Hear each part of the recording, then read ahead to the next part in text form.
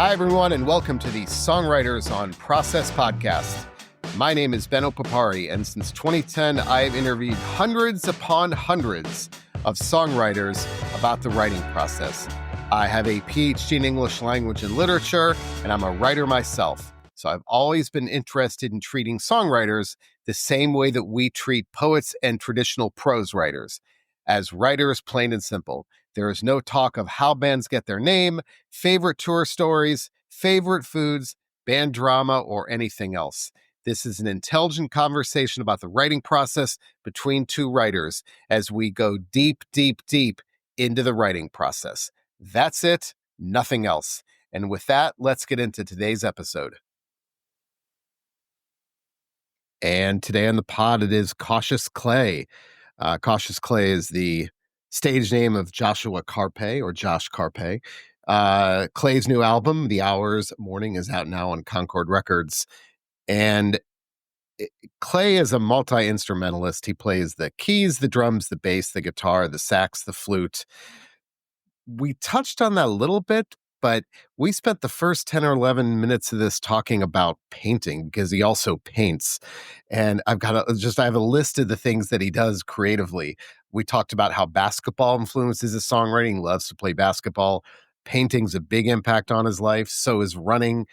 And when I asked him about his routine, and this is just amazing, he says, I take frequent breaks when I write, and I do planks and I stretch. Listen, I talk all the time about the importance of physical activity on mental health, but also on the creative process. And there you have it. The guy's planking in the middle of his songwriting breaks. You may have heard Clay's, he was sampled by Taylor Swift on one of her albums.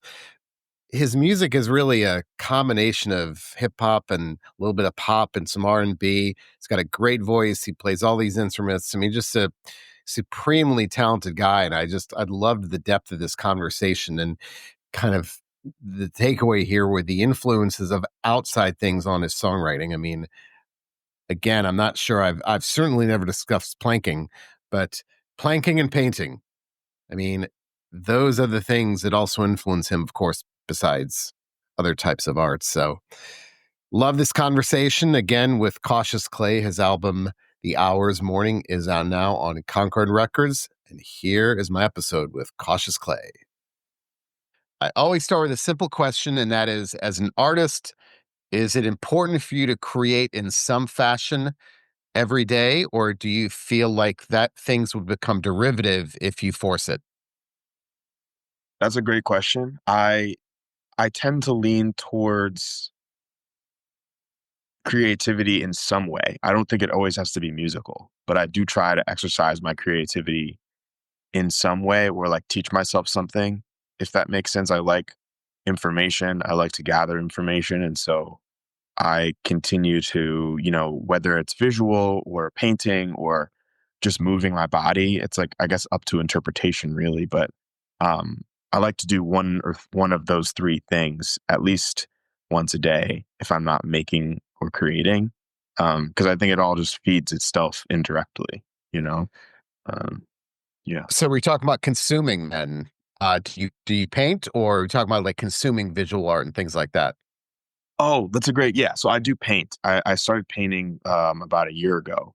And actually one of these paintings here is mine right behind me here. So it's kind of blurred out, but um yeah, I think not just consuming it. I mean, I think consuming information is great, but like moving my body as in like, running or playing basketball or painting, like I do consider those things to be creative because it's kind of like you're using your mind to like further a goal that is like, okay, I want to get better at this thing that, whether for me it's basketball. Like I love basketball and I love to see the strategy and kind of like learn from my mistakes and do different things like that. And so for me, I consider every moment where I am doing something that is, I mean, obviously there's the element of consumption with like online media and all of these things, but I always feel like it's best to conserve at least 2 to 3 hours every day doing something that requires me to like focus in on something um, at high levels. Because I think a lot of the things that go into being a musician and an artist are actually kind of mundane sometimes. Like the things you have to do outside of just like the creative process are pretty mundane. It's like I'm in the process of organizing my live show, which requires a lot of just files and like different, pieces of media, just like kind of like busy work a little bit. And it can be creative, but I think that again, it's like when we're talking about um, you know, kind of committing every day to something that feels like maybe there isn't 100% a goal all the time. I think that's super healthy and important. So because I hear there are other artists I've interviewed who are involved in visual art. So do you use that as like a respite from the songwriting, as a way to kind of give yourself a break so you can come back more recharged? Or do you find that as you paint, because there are some who say that when they paint, that's also a way to get song ideas? Yeah, I mean, I find myself like when I paint, um, it's like in many ways the information that is inspiring me through my everyday comes out in my painting. And then in terms of that informing the writing, um, I would say it's always a little bit indirect. Um, and so to answer your question, I don't think for me it necessarily um, painting is like, oh, this is how I make better music. I think it's just another way of being creative that will give another perspective to the creative process. It's very, very indirect, I'd say. For me, it's very indirect. But I think like the more stuff that you do, the more it does inform other aspects of your life. Like I do fully believe the best artists do a lot of different things.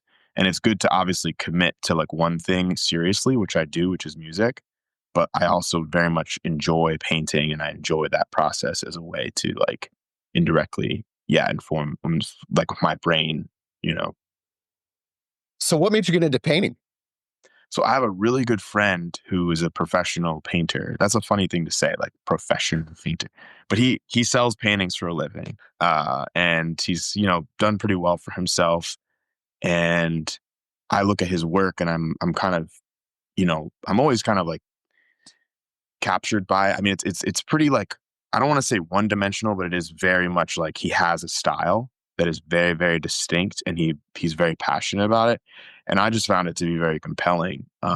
His name's Ari Forrester, but he's a painter in New York, and I kind of just got inspired to kind of pick his brain about it. And I had sort of been in the process of last summer kind of thinking about like I had a lot of transition points in my life. Like I sort of have moved to Philly part time and I spent a little bit of time at the studio in New York.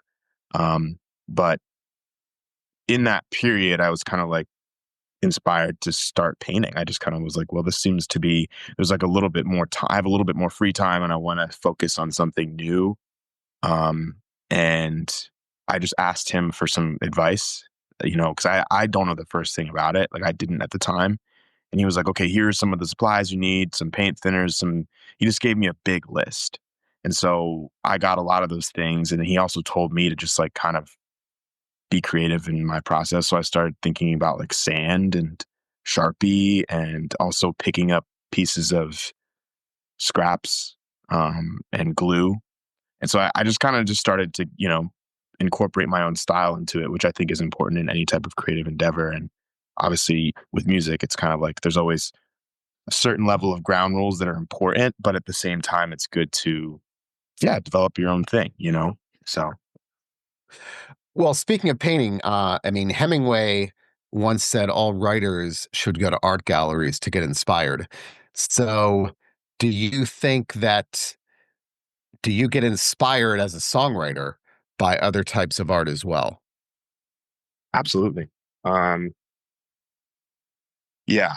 Um, I think in general, there are quite a few painters that come to mind. Like, I mean, I think this is probably a super basic answer, but one of my favorite is definitely Van Gogh. Um, and there's obviously um, a few people that I like that I don't necessarily know the names of. But there's elements of their style that I find to be incredibly influential because it's like in many ways like I'd also like with Van Gogh I'd also say like elements of impressionism, you know what I mean, where something isn't exactly the perfect face or exactly the perfect scape, but it allows your body and your mind to kind of um kind of fit things into your brain that might not even be there. And I think that is something that's super inspiring to me. I think there's like it's sort of the difference between someone being like, wow, they like played that Beethoven piece perfectly. Or, oh, actually, like they made up a piece and it's absolutely gorgeous, you know? Not saying that it's better than one is better than the other. Like obviously detailed painting is can be exceptionally beautiful. But I think there is something that I find particularly inspiring about people who can paint something so simply, but it has so much depth, you know? Like I find that to be extremely challenging and kind of creatively invigorating. All right, so switching gears to basketball because you mentioned basketball. So I run, but I find that running is a great way for me to get inspired because it allows my mind to wander.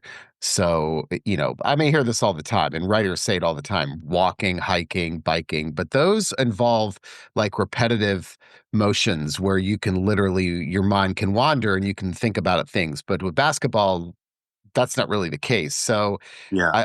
I'd love to explore that because I've never gotten that answer before. How you think that affects your creativity? Oh my goodness. I mean, it's a super creative sport. I think a lot of people think it's athletic, which it is. Yeah.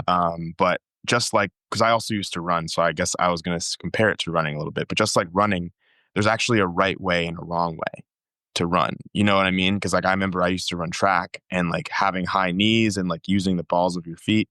These are things that you incorporate into your running style that help make you a better runner, right? So it's not like everyone is just out here being, the fastest person. But if you run more efficiently, you're going to use less energy to do the same exact motions that other people are doing. And so for me, like with basketball, I really focus on my ability to move without the ball. I focus on my ability to like be more efficient in my like shot selection or setting good screens or like being in the right place on the court where people might not. So it's just those elements of it that I find to be interesting, and then also just like getting better as a ball handler. And so I know I'm not going to go to the NBA, but it's just like it's just a fun thing, I just love the strategy, and I love I love to also work out without feeling like I'm working out, which is another thing about it that I find to be interesting, and there's a lot of just yeah, there's a lot of opportunity to create, you know, a certain style through your play, through your style of play, right? And so similar to running, it's like one of those things that you can zone, you kind of get into the flow. There's like the what is that thing people call? It's like this like unconscious like flow state maybe is the Flow word. state. Yeah. Yeah, yeah. So I think Yeah. can be very much methodical in that way. Once you like learn the game, what I mean, there's elements of it that it's like I didn't necessarily consider because I used to play in high school, but I wasn't very good and I didn't really know where to be on the court and all these other elements of it. And there's a lot that goes into it that I think it requires focus, but it also can be very much a flow state kind of thing. And you kind of just forget that you ran 8 miles, because you've been playing for 3 hours. So So, do you? I know you're a multi instrumentalist. So, do you find that is there a certain instrument then you tend to go to when you start to create? So it's kind of a two-part question. And the next question is, because I hear some songwriters tell me that who are also multi instrumentalists that when things aren't happening with one, they'll go to the other to kind of shake things up to get out of that rut. So how does that work for you? yeah, I mean, I definitely think for me, I when I'm writing in particular, I gravitate towards either the guitar or piano, but it's mostly guitar. I'd say it's 80% guitar, 20% piano. Um, and I think most of that just has to do with what I'm comfortable with. But I also, when I feel like I'm not very comfortable, I like to go to the piano because I get ideas out of the piano often. I think it's just like my style. I think it's just my style, and like bass as well. I would say bass, it's probably an equal split then. So it'd probably be like 60% guitar, 30% bass, and then the rest is I guess 10% piano. But I feel like bass in particular, I gravitate towards a lot as well because my first instruments were flute and saxophone. And so because they are, singular notes are being played, I kind of gravitate towards like singular notes as a reference for melody and for the way that I construct music. So, you know, I will eventually put passing chords or things like that into songs if it calls for it.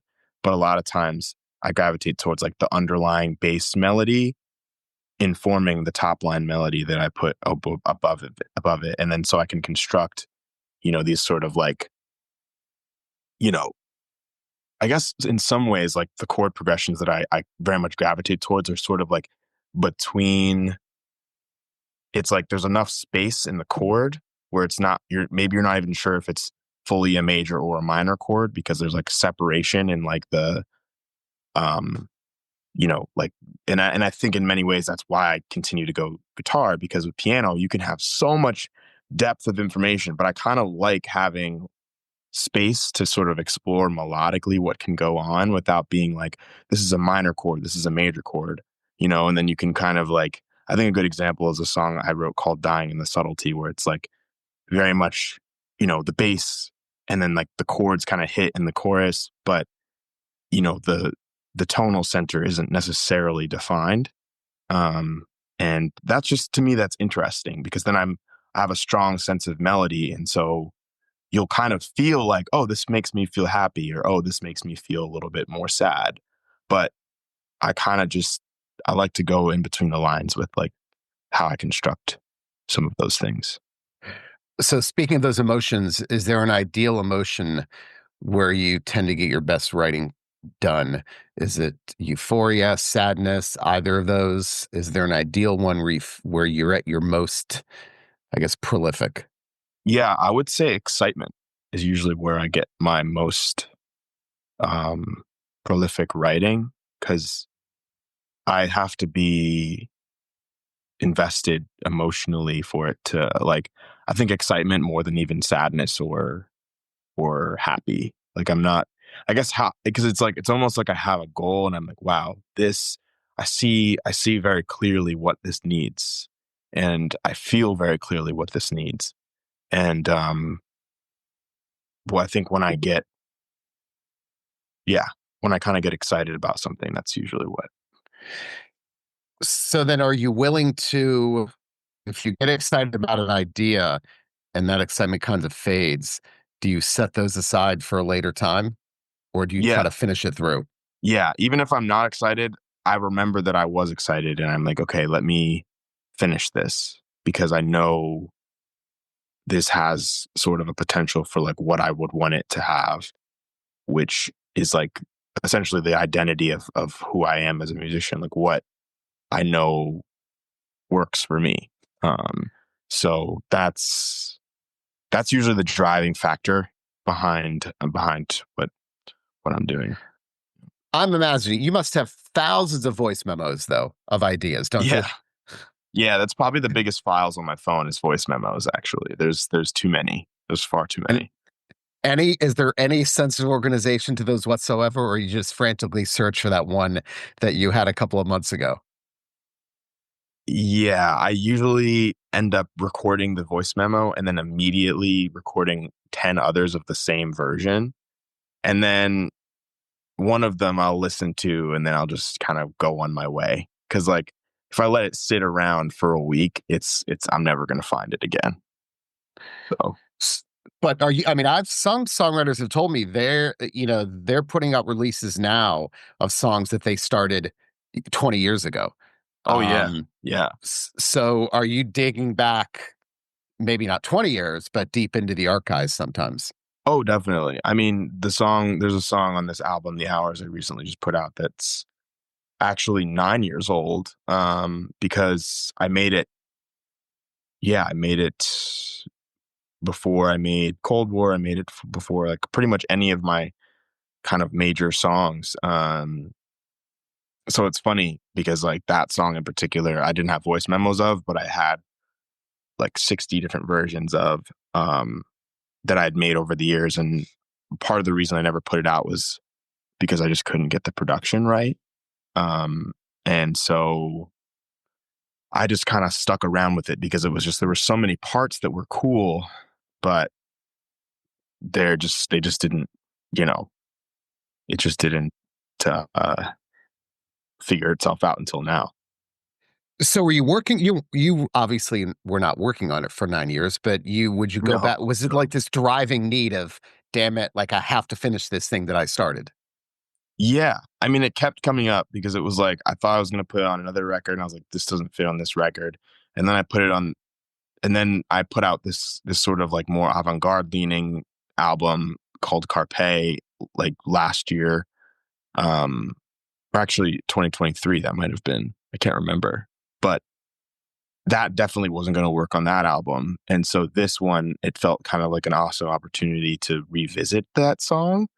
And so that's why I kind of, was like, okay, let's see what I can do here. And I finally cracked it, but it wouldn't have happened unless I was kind of like always having that song in the back of my head and also kind of being like, okay, what is, you know, there were some other people who were also like reminding me because I have so many songs and I was like, oh yeah, that song, right? Like that was like, you know, something I should revisit. But there's a whole album of there are multiple albums of songs that I have that I'm like, this could be great for like a folk record or, something else that I might want to revisit. So as you grow in your career, it's like I think most artists that you probably talk to, it's like there's just so much music that could potentially come out. So the flip side, the ideas that come to you immediately, lightning in a bottle, Yeah. in a couple of minutes, are you skeptical of those because they happen so quickly, or is it okay? I'm not going to touch this because it happens so quickly. I'm not very precious with like I am precious with my work, but I'm not, there's a lot of songs that I love that haven't come out for many different reasons. And so I kind of just have to like realize that I don't know. I feel like I'm a very skilled songwriter. And so for me, it is special. Like everything is special, but at the same time, I'm like, I know that this is good. And like maybe maybe it's something I didn't want to do, or it's something that I did want to do, but I didn't get the production right, like we just talked about. Or it's like for another artist that, you know, um, for whatever reason doesn't want to put it out. And that's like not up to me, or I just like have to take my writing that I put on this song and put it somewhere else.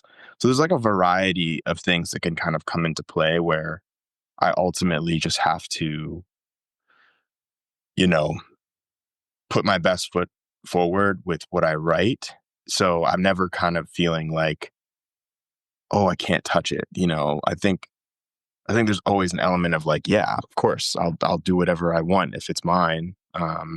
Because like, but again, that's like the part of it that's so difficult as being a writer. It's like, you know, you can make something gorgeous and then be like, you made it for someone, and then you're like, actually, I want it. Or you can make something and then you want to put it out, but then you're like, I don't know if this is the right time, you know?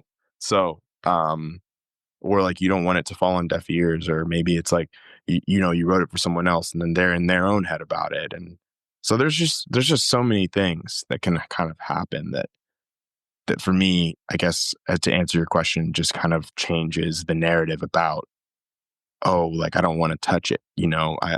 I'm very much always tinkering.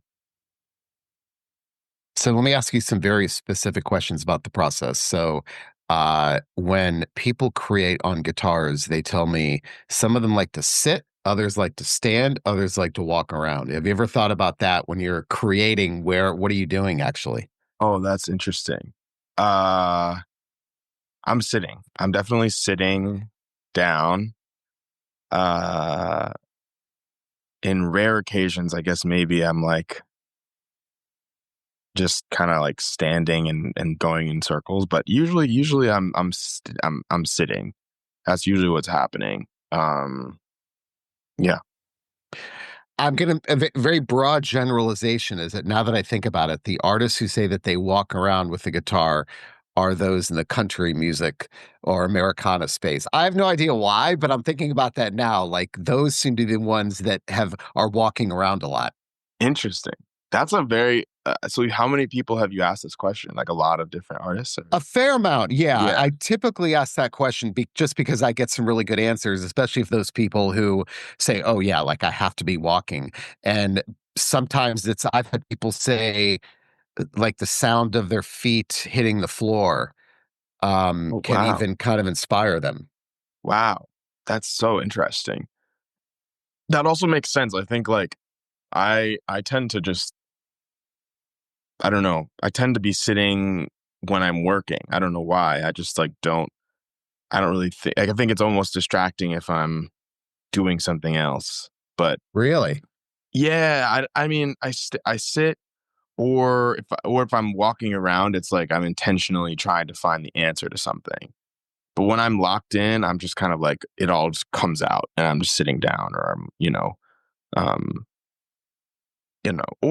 or I'm standing, but it's like when I'm standing, it's with other people, you know? It's like I'm working with other people.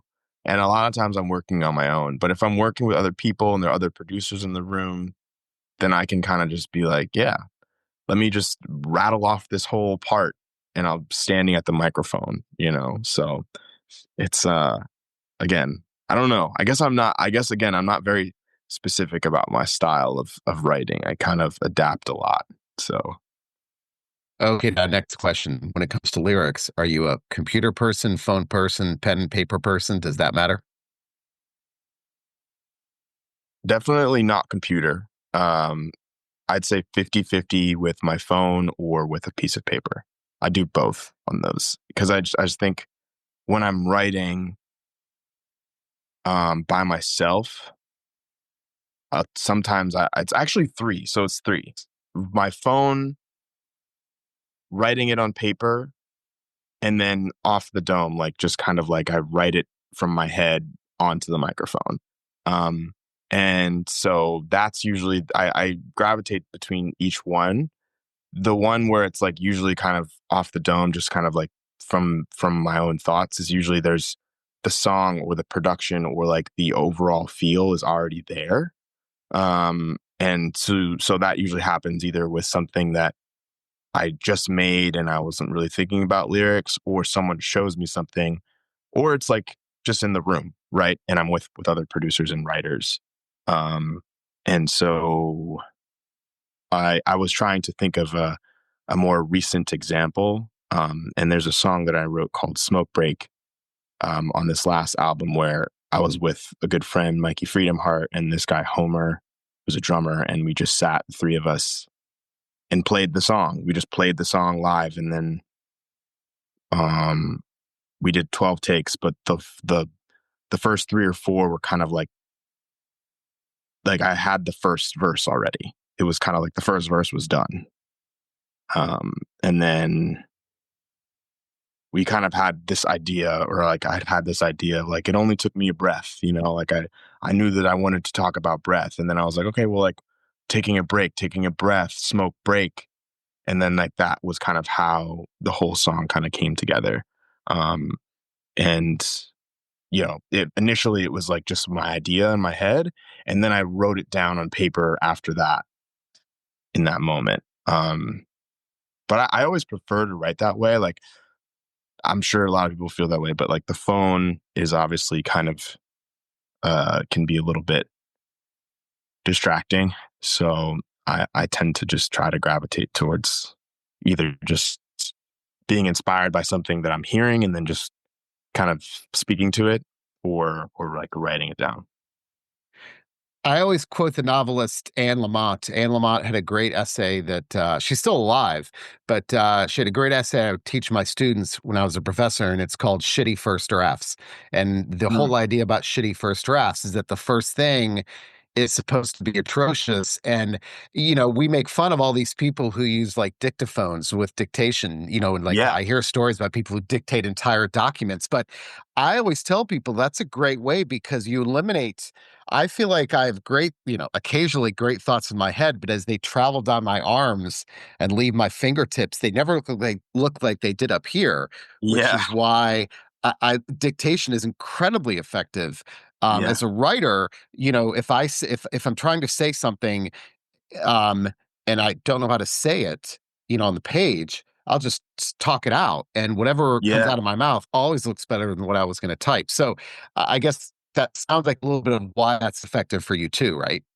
Yeah, I mean, it's free, you can just be like, "Oh, say whatever," and there'll be like a word on my mind, and I'm just like, "Let me just incorporate this word into everything, and then let me just repeat this word 8 times, and then maybe I'll replace the word," but it at least creates sort of like, again, like you said, these shitty first drafts where you can just kinda like, "Okay, this isn't the final thesis, but there's something here, and I can tell that there's something here because of how everything else is sounding around it."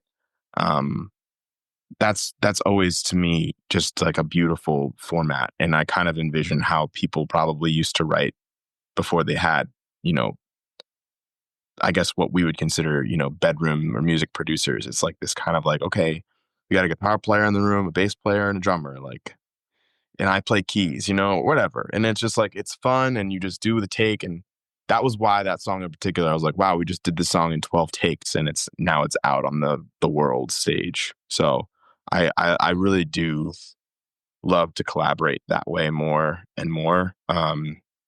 And it's not how I started. So I think that's for me why it feels fresh. People say things like my first draft is word vomit, and I hear that a lot, like word vomit on the page, and I just don't know how you can word vomit on the page when you're typing stuff, because I don't think your brain is able to do that when you're typing. I think that you are thinking about that next word you're going to type, no matter how we think otherwise. Hmm. Is that sort of your writing style in many ways? Like, do you just like to write stuff mostly? Or? I do. I mean, I'm not a songwriter, I'm a prose writer, Yeah.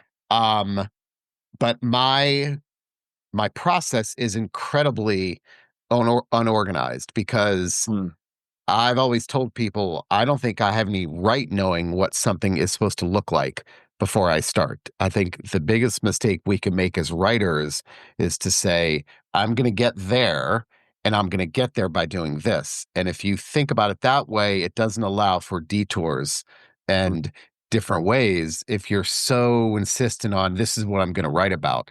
So right.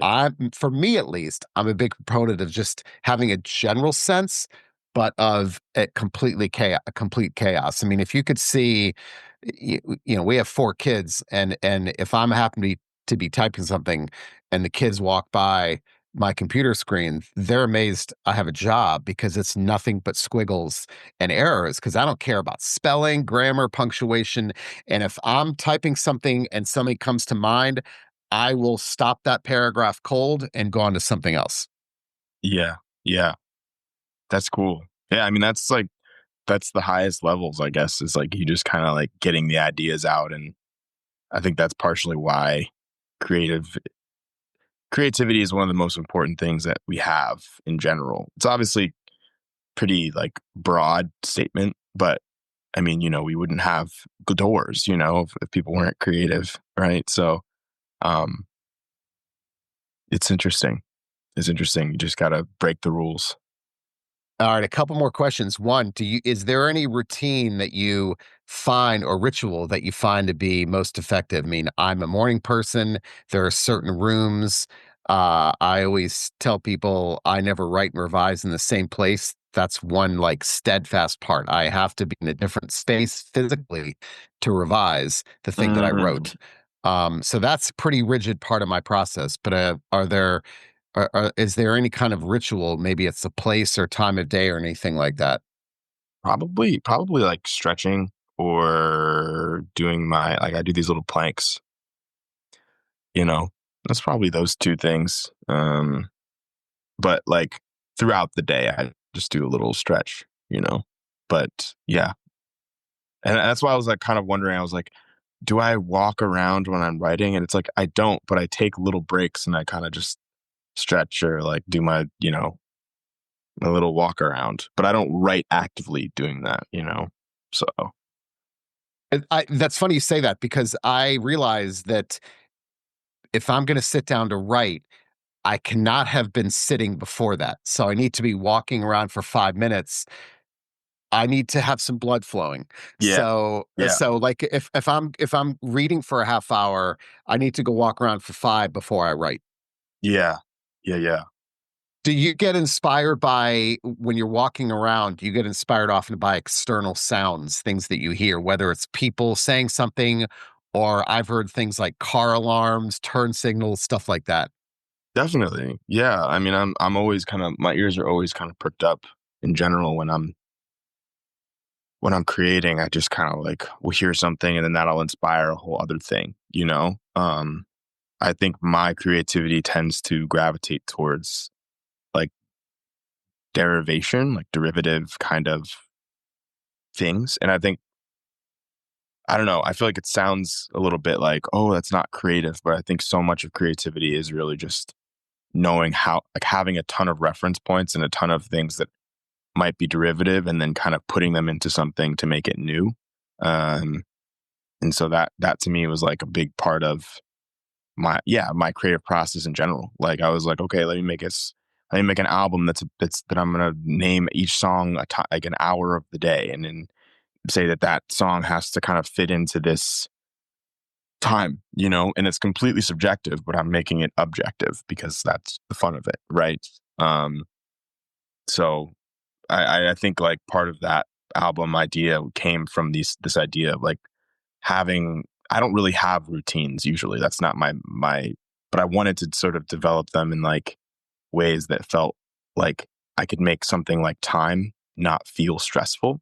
Because I think sometimes people can feel like very rigid, like time can feel very rigid and it can feel very like kind of like, well, we have to be on time. We have to like get this done by this time and turn it into something that could feel sort of like carefree and mindful. Was like my focus for like the album and also just for the creative process, not being perfectionist, but being purposeful, you know? And that's it for today's episode. Hope you enjoyed it. Don't forget, you can find all the episodes on all major streaming platforms and also at the Songwriters on Process website. That is at songwritersonpodcast.com. Pre-2020, this was not a pod. I was transcribing all of the interviews. So you can find all of them, hundreds of them, many hundreds of them, on the Songwriters on Process website. You'll find both the transcribed interviews and the pod there. Take a deep dive, spend a day. These are great conversations with songwriters just about the writing process. Also, my book, Desolation, a Heavy Metal Memoir by Mark Morton with Benno Papari, is out now worldwide on Hachette Books. You can find it online in all major bookstores. Mark is a good friend. He is the guitarist in the metal band Lamb of God, and it's his memoir. Again, that is called Desolation, a Heavy Metal Memoir by Mark Morton with Benno Papari. I am biased, but that's a damn good book. My email, ben@songwritersonprocess.com. Send me an email. I'd love to hear from you. I'd love suggestions, questions, comments. People always email me and tell me who they want to see on the pod next. You never know. Send me an email, ben@songwritersonprocess.com. That's it for me, everyone. Have a great day.